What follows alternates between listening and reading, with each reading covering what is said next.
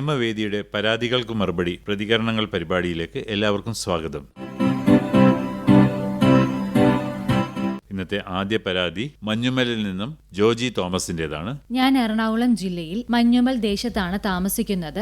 Eloor village ഓഫീസിന്റെ പരിധിയിൽപ്പെടുന്ന ഇവിടെ എന്റെയും കുടുംബാംഗങ്ങളുടെയും പേരിൽ വ്യത്യസ്ത സർവേ നമ്പറിലായി 4 ചെറിയ വസ്തുക്കളുണ്ട്. ഈ വസ്തുക്കൾക്കെല്ലാം നികുതി അതാതു വർഷം ഞാൻ നേരിട്ടാണ് ഏലൂർ വില്ലേജ് ഓഫീസിൽ പോയി അടക്കുന്നത്. ഓരോ തവണ ചെല്ലുമ്പോഴും 4 വസ്തുവിനും വെവ്വേറെ നികുതി അടച്ചു തരണമെന്ന് ഞാൻ പറയുമ്പോൾ ഉദ്യോഗസ്ഥർ പല അസൗകര്യങ്ങളും പറയാറുണ്ട്.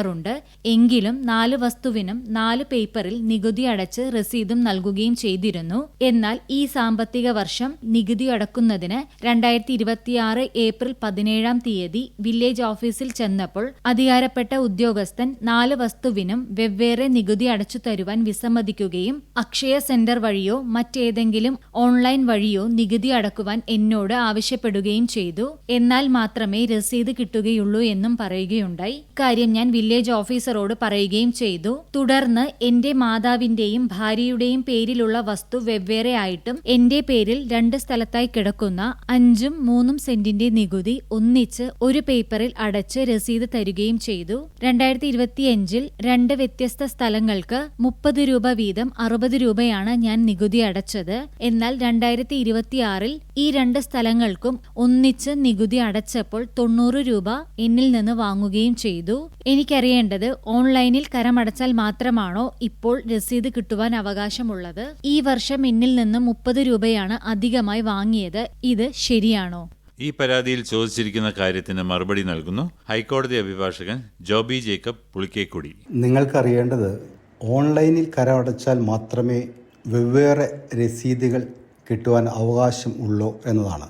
ഉത്തരം ഒരിക്കലും അല്ല എന്ന് തന്നെയാണ്. വില്ലേജ് ഓഫീസറുടെ ഈ പ്രവൃത്തി തികച്ചും നിയമവിരുദ്ധവും ന്യായീകരണമില്ലാത്തതുമാണ്. കേരള ലാൻഡ് ടാക്സ് ആക്ട് 1961 പ്രകാരം ബേസിക് ടാക്സ് അഥവാ അടിസ്ഥാന ഭൂനികുതി ഈടാക്കുന്നത് ഭൂമിയുടെ ഉടമസ്ഥതയെയും തണ്ടപ്പേരിന്റെയും അടിസ്ഥാനത്തിലാണ്.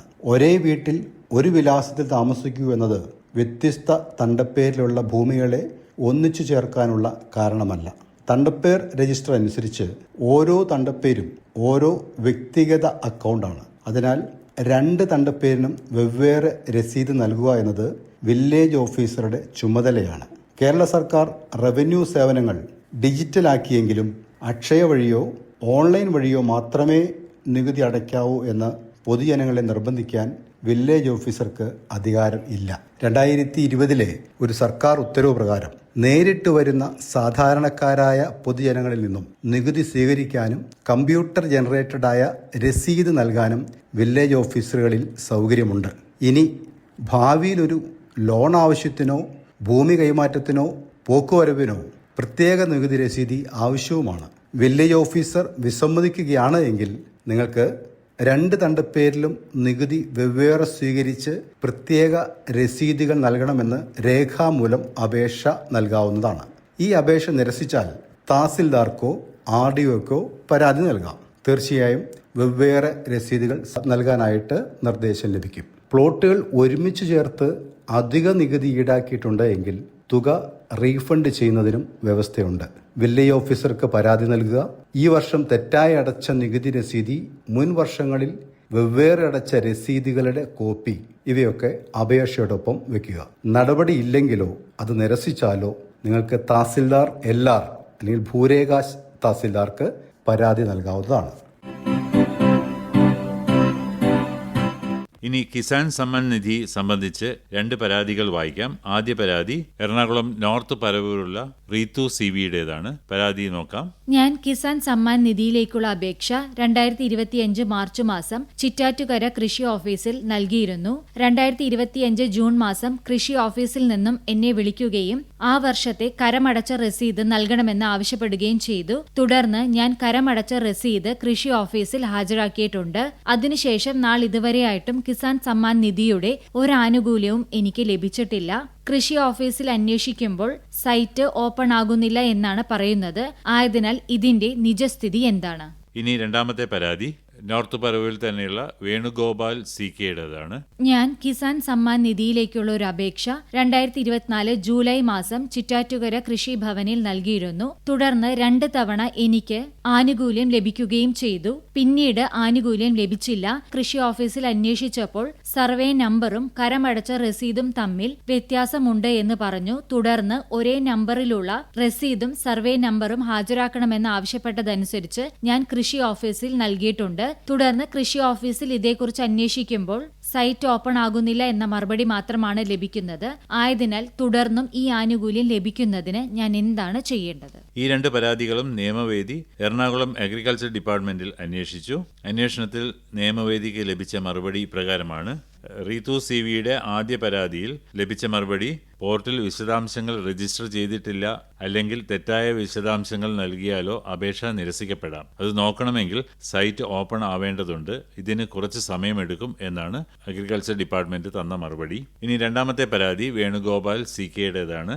അതിന് ലഭിച്ച മറുപടി 2019 ഫെബ്രുവരി 1 ശേഷമുള്ള ഭൂമി കൈമാറ്റം സംബന്ധിച്ച് ചില വ്യക്തത കുറവ് കാരണമാണ് പേയ്മെന്റ് താൽക്കാലികമായി നിർത്തിവെച്ചിരിക്കുന്നത്. ഭൂമി കൈമാറ്റം സംബന്ധിച്ച കാര്യങ്ങൾ പരിശോധിച്ചുകൊണ്ടിരിക്കുകയാണ് എന്നാണ് താങ്കളുടെ സ്റ്റേറ്റസ് പരിശോധിക്കുമ്പോൾ ലഭിക്കുന്നത്. താങ്കൾ അക്ഷയ കേന്ദ്രത്തിൽ ചെന്ന് താങ്കളുടെ അപേക്ഷ പുനഃപരിശോധിച്ച് വേണ്ടത് ചെയ്യണം എന്നാണ് ബന്ധപ്പെട്ട ഉദ്യോഗസ്ഥ നിയമവേദിയെ അറിയിച്ചത്. സോഷ്യൽ നെറ്റ്വർക്ക് ആപ്പുകളിലും സൈറ്റുകളിലും ഒരാളെ അപകീർത്തിപ്പെടുത്തുന്നതും ഗ്രൂപ്പുകളിലെ അഡ്മിന്റെ ഉത്തരവാദിത്തങ്ങളെക്കുറിച്ചും സുപ്രീം കോടതി സമീപകാലത്ത് നിർദ്ദേശങ്ങൾ പുറപ്പെടുവിക്കുകയുണ്ടായി. ഇതേക്കുറിച്ച് അഡ്വക്കേറ്റ് മുഹമ്മദ് ഇബ്രാഹിം അബ്ദുൾ സമദ് നമ്മോട് സംസാരിക്കുന്നു.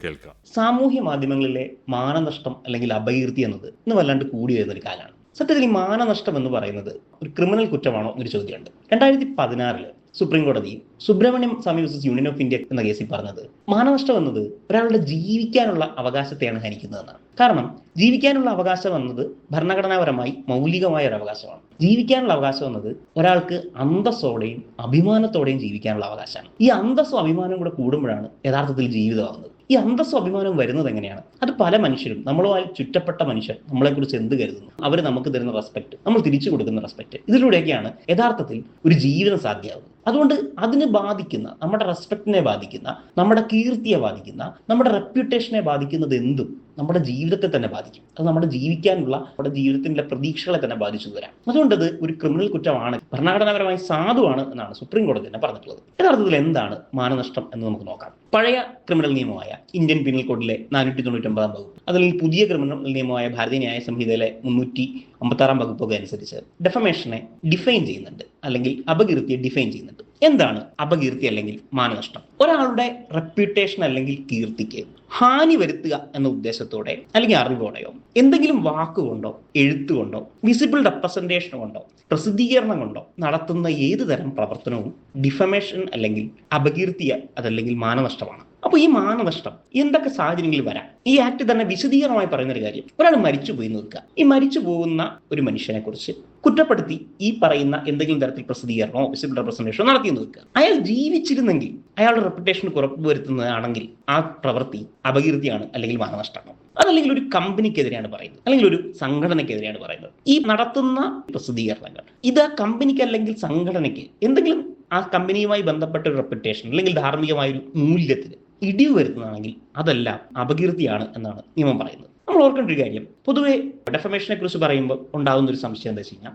ഒരാളെ കുറിച്ചൊരു വിമർശനം ഉന്നയിച്ചുകൂടെ എന്നൊരു ചോദ്യമുണ്ട്. ഒരാളെ കുറിച്ചൊരു വിമർശനം അല്ലെങ്കിൽ ഒരു ആരോപണം ശരിയായ ആരോപണമാണ് എന്ന് വെച്ച് ഉന്നയിച്ചുകൂടെ? പ്രത്യേകിച്ച് പൊതുവെ ആളുകൾ പറയുന്ന ഒരു കാര്യം എന്ന് വെച്ചാൽ, ഭരണഘടനാപരമായി മൗലികമായ ഒരു അവകാശമാണ് ആവിഷ്കാര സ്വാതന്ത്ര്യം എന്നത്. അതായത് ഭരണഘടനയുടെ ആർട്ടിക്കിൾ 19(1)(a) അനുസരിച്ച് ആശയപ്രകാശനം എന്നത്, ആവിഷ്കാര സ്വാതന്ത്ര്യം എന്നത് ഭരണഘടനയുടെ മൗലികാവകാശമാണ്. എല്ലാ തരത്തിലുള്ള ആവിഷ്കാരങ്ങൾക്കും ചില മൗലികാവകാശമായിട്ട് തന്നെ ഭരണഘടന കാണുന്നുണ്ട്. അങ്ങനെയെങ്കിൽ പിന്നെ ഒരു അഭിപ്രായ പ്രകടനം നടത്തിക്കൂടെ? ന്യായമായ ചോദ്യമാണ്. പക്ഷെ ഭരണഘടനയുടെ ആർട്ടിക്കിൾ 90(2) പറയുന്നത് ന്യായമായ നിയന്ത്രണങ്ങളെ കുറിച്ചാണ്, റീസണബിൾ ആയ റെസ്ട്രിക്ഷനെ കുറിച്ചാണ്. എന്ന് പറഞ്ഞാൽ എന്താണോ ഫണ്ടമെന്റൽ റൈറ്റുമായി ബന്ധപ്പെട്ട് മൗലികാവകാശമായി ആശയപ്രകാശനത്തിന് അവകാശം കൊടുത്തിട്ടുള്ളത് അതിന് ചില നിയന്ത്രണങ്ങളൊക്കെ വെക്കാമെന്ന് പറയുന്നുണ്ട്. അതിൽ പല നിയന്ത്രണങ്ങളായി പറയുന്നുണ്ട്. ഒന്ന്, രാജ്യത്തിന്റെ പരമാധികാരത്തെ ബാധിക്കുക, അല്ലെങ്കിൽ രാജ്യത്തിന്റെ അഖണ്ഡതയെ ബാധിക്കുക, അല്ലെങ്കിൽ രാജ്യത്തിന്റെ രാജ്യസുരക്ഷയെ ബാധിക്കുക, അല്ലെങ്കിൽ വിദേശ രാജ്യങ്ങളുമായിട്ടുള്ള സൗഹൃദ ബന്ധത്തെ ബാധിക്കുക, പൊതുസമാധാനത്തെ ബാധിക്കുക, ഇതൊക്കെ ഇങ്ങനെയുള്ള കാര്യങ്ങളിലൊക്കെ നിയന്ത്രണം ഏർപ്പെടുത്താന്ന് പറയുന്നത്. പക്ഷെ അതിനോടൊപ്പം പറയുന്ന ഒരു കാര്യം, കോടതി ലക്ഷ്യ പ്രവർത്തനം അല്ലെങ്കിൽ അപകീർത്തികരമായ പ്രവർത്തനങ്ങൾ, ഇനി അതും അല്ലെങ്കിൽ എന്തെങ്കിലും കുറ്റകൃത്യങ്ങൾ പ്രേരണ കൊടുക്കുക.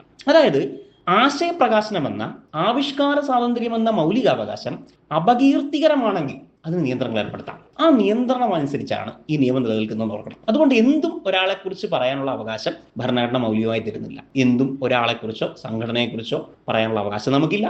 മറിച്ച് നമുക്കുള്ള അവകാശം അപകീർത്തികരമല്ലാത്തിരിക്കുമ്പോൾ മാത്രമാണ് അതിനുള്ള അവകാശമുള്ളത്. എന്തൊക്കെയാണ് അപകീർത്തികരമല്ലാത്തത് നമുക്ക് നോക്കാം. അതിനനുസരിച്ച് നമുക്ക് ഒരാൾക്കെതിരെ ഒരു അഭിപ്രായവും പറയാൻ പാടില്ല എന്നുള്ളത്. എന്തൊക്കെയാണ് അപകീർത്തികരമല്ലാത്തത്? നിയമം തന്നെ പറയുന്ന ഒരു കാര്യം എന്ന് വെച്ചാൽ, പൊതു നന്മയ്ക്ക് വേണ്ടി സത്യമെന്ന് ഉറപ്പുള്ള കാര്യമാണ് പറയുക അല്ലെങ്കിൽ പ്രസിദ്ധീകരിക്കുക ചെയ്യുന്നത്. അത് ഡെഫമേഷൻ അല്ല, അല്ലെങ്കിൽ അപകീർത്തിയല്ല, മാനനഷ്ടമല്ല. ഇനി സർക്കാർ ജീവനക്കാരുടെ ചില പെരുമാറ്റങ്ങളെ കുറിച്ചാണ്, നടന്ന കാര്യമാണ്, നല്ല ഉദ്ദേശത്തോടെയാണ് പറയുന്നത്. ഇനി അതല്ലെങ്കിൽ സാമൂഹ്യ പ്രശ്നത്തെ ബാധിക്കുന്ന ഒരാളുടെ പ്രവർത്തനങ്ങളെ കുറിച്ച് നല്ല ഉദ്ദേശത്തോടെ, ഗുഡ് ഇന്റൻഷനോടെയാണ് പറയുന്നത്. അതല്ലെങ്കിൽ കോടതിയുടെ നടപടിക്രമങ്ങൾ, ഇപ്പോൾ ജേർണലിസ്റ്റുകളൊക്കെ ചെയ്യുന്നതായിരിക്കും. കോടതിയിൽ ഒരു കാര്യം നടന്നു, കോടതിയിൽ ഒരു സംഭവം നടന്നു, അത് സത്യസന്ധമായിട്ട് റിപ്പോർട്ട് ചെയ്യുന്നു, നടന്ന കാര്യം അതുപോലെ തന്നെയാണ് റിപ്പോർട്ട് ചെയ്യുന്നത് എന്നെങ്കിൽ അത് കുറ്റകരമില്ല. അതല്ലെങ്കിൽ വിധി പറഞ്ഞൊരു കേസിന്റെ മെറിറ്റിനെ കുറിച്ചോ സാക്ഷികളുടെ പെരുമാറ്റത്തെക്കുറിച്ച്, ഇപ്പൊ സാക്ഷികൾ മൊഴി മാറി അല്ലെങ്കിൽ സാക്ഷികൾ കൂറുമാറി എന്നൊക്കെ നമ്മൾ വാർത്ത കാണുന്ന പോലെ സാക്ഷികൾ മൊഴി മാറുന്നു. ഇങ്ങനെ സാക്ഷികൾ മൊഴി മാറുന്ന സാഹചര്യം സത്യസന്ധമായി അങ്ങനെ നടന്നതാണെങ്കിൽ സത്യസന്ധമായി റിപ്പോർട്ട് ചെയ്യുന്നത് ഒരു തെറ്റല്ല. ഇനി ഇത് പൊതുജന സമക്ഷം എന്തെങ്കിലും അവതരിപ്പിക്കപ്പെട്ട സിനിമയോ കലയോ ആയ പ്രകടനങ്ങൾ, പൊതുവെ ഇതുമായി ബന്ധപ്പെട്ടും നമ്മുടെ നാട്ടിൽ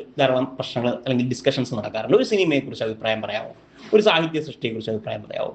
പൊതുജന സമക്ഷം അവതരിപ്പിക്കപ്പെട്ട ഒരു സിനിമയെക്കുറിച്ച്, കലയെക്കുറിച്ച്, ആ കലാകാരനെക്കുറിച്ചോ അതല്ലെങ്കിൽ ആ കലയെക്കുറിച്ചോ അപകീർത്തികരമല്ലാത്ത സത്യസന്ധമായ അഭിപ്രായ പ്രകടനമാണെങ്കിൽ നടത്താനുള്ള അവകാശമുണ്ട്. നേരെ മറിച്ച് ആ മനുഷ്യ മോശമാണ്, അയാളെ എന്തെങ്കിലും തരത്തിൽ കളിയാക്കുന്ന തരത്തിൽ അല്ലെങ്കിൽ അയാളെ ഏതെങ്കിലും തരത്തിൽ മോശപ്പെടുത്തുന്ന രീതിയിൽ അഭിപ്രായ പ്രകടനം നടത്തേണ്ട കാര്യമില്ല. പക്ഷേ ആ സിനിമ എങ്ങനെയാണ് അല്ലെങ്കിൽ ആ ബുക്ക് എങ്ങനെയാണ്, എനിക്ക് ഇഷ്ടപ്പെട്ടോ ഇല്ലയോ, എനിക്ക് എന്തുകൊണ്ട് ഇഷ്ടപ്പെട്ടു, എനിക്ക് എന്തുകൊണ്ട് ഇഷ്ടപ്പെട്ടില്ല എന്നൊക്കെ പറയാനുള്ള അവകാശം മൗലികമാണ്. അതൊന്നും നിയമപരമായി കുറ്റകരമാകില്ല. മറ്റൊരു കാര്യം, നിയമപരമായിട്ട് അധികാരമുള്ള ആളുകൾ ചില നിർദ്ദേശങ്ങൾ വെക്കാം. ഇപ്പൊ ഉദാഹരണത്തിന് ഒരു കോടതി അല്ലെങ്കിൽ ഒരു മനുഷ്യാവകാശ കമ്മീഷൻ ഏതെങ്കിലും ഒരു സ്ഥാപനത്തെക്കുറിച്ച്, ഈ സ്ഥാപനം ഇങ്ങനെ ചെയ്ത് ശരിയായില്ല, ഈ സ്ഥാപനം ഇതുകൂടി ചെയ്യണം, ഈ ചെയ്യുന്നതിൽ ഒരു പ്രശ്നമുണ്ട്, ഈ ചെയ്യുന്നത് ഒരു നിയമപരമായി ശരിയല്ല എന്നൊരു കാര്യം പറഞ്ഞാൽ അത് തുറന്നു പറയുന്നതിനോ അത് എവിടെയെങ്കിലും റിപ്പോർട്ട് ചെയ്യുന്നതിനോ അത് പ്രസിദ്ധീകരിക്കുന്നതോ അങ്ങനെ പറഞ്ഞിട്ടുണ്ടെങ്കിൽ, എങ്ങനെയാണോ ഈ സ്ഥാപനങ്ങൾ പറഞ്ഞിട്ടുള്ളത്, നിയമപരമായി കൊടുത്ത നിർദ്ദേശങ്ങൾ എങ്ങനെയാണുള്ളത്, അത് നിയമപരമായി തന്നെ പറയുന്നതിന് ഒരു തരത്തിലുള്ള നിയമപ്രശ്നവും ഇല്ല.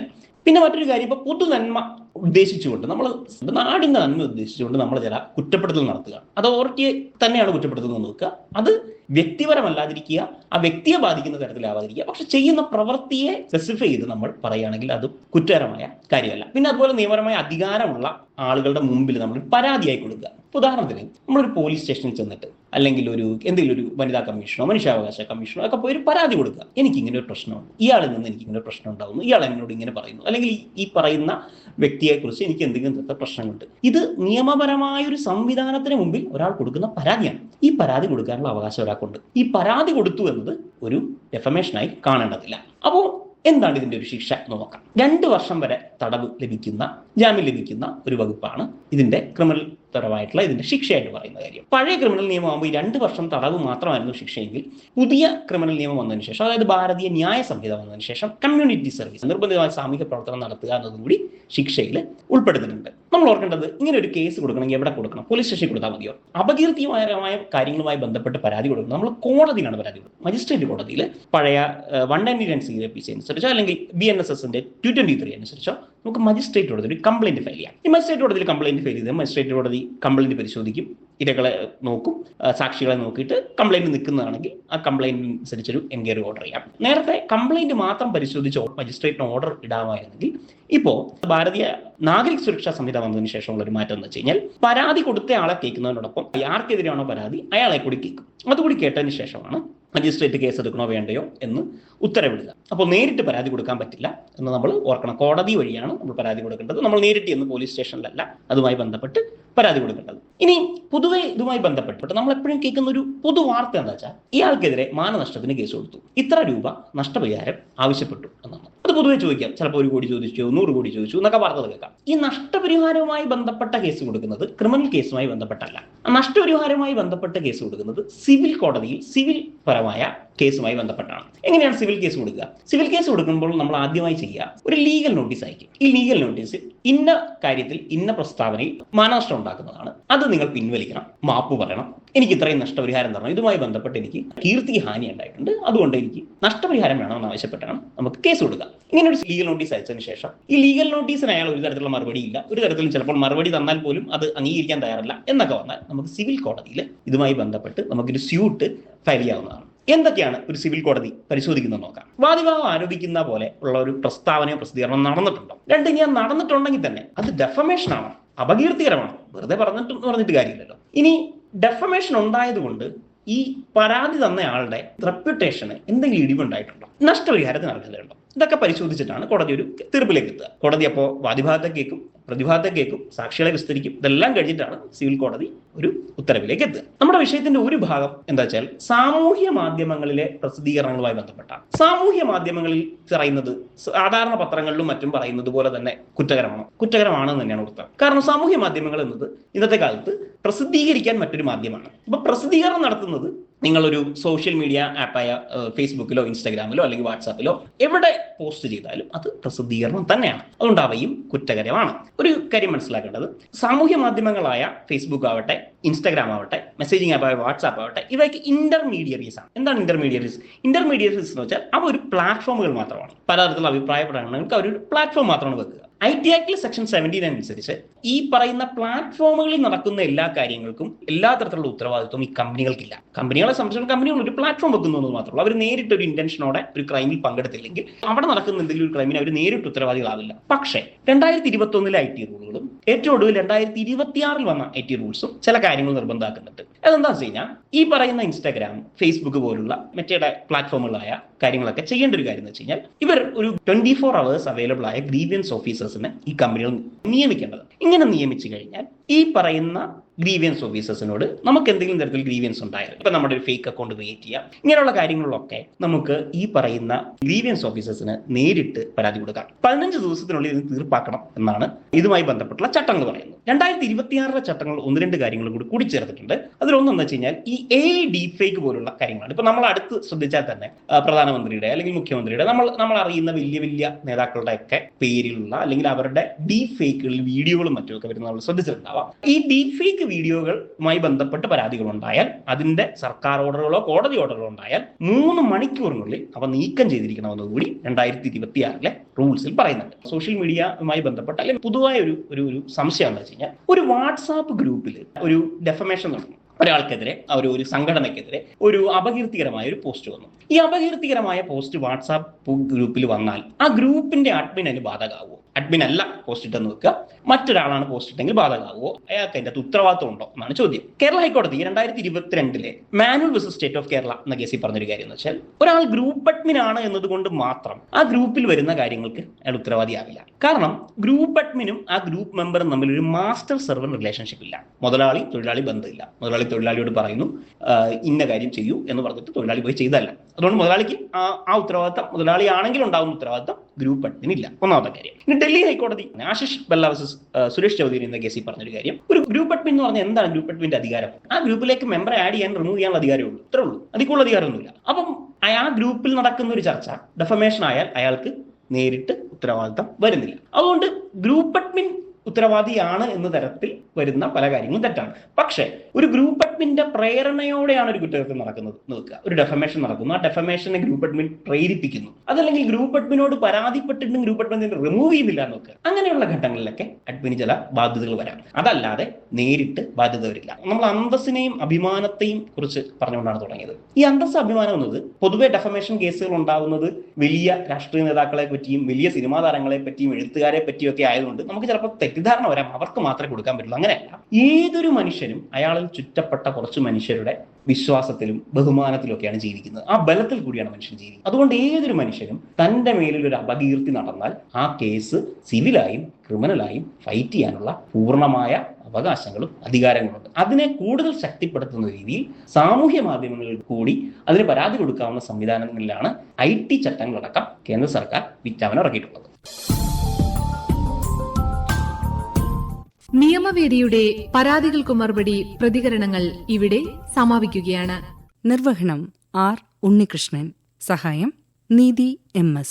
അവതരണം ആകാശവാണി കൊച്ചി FM 102.3. ഈ പരിപാടിയിലേക്ക് കത്തുകൾ അയക്കേണ്ട വിലാസം: പരാതികൾക്കു മറുപടി പ്രതികരണങ്ങൾ, care of station director, Akashvani Kochi 21. നിയമവേദി ബുധനാഴ്ചകളിൽ രാവിലെ 8:05 ഞായറാഴ്ചകളിൽ രാത്രി 9:30. ഓരോ ആഴ്ചയിലും പ്രക്ഷേപണം ചെയ്യുന്ന നിയമവേദി പരാതികൾക്കു മറുപടി പ്രതികരണങ്ങൾ കേൾക്കുന്നതിനായി Akashvani Kochi FM YouTube channel സന്ദർശിക്കുക. മുൻ ആഴ്ചകളിലെ പരിപാടികളും അവിടെ ലഭ്യമാണ്.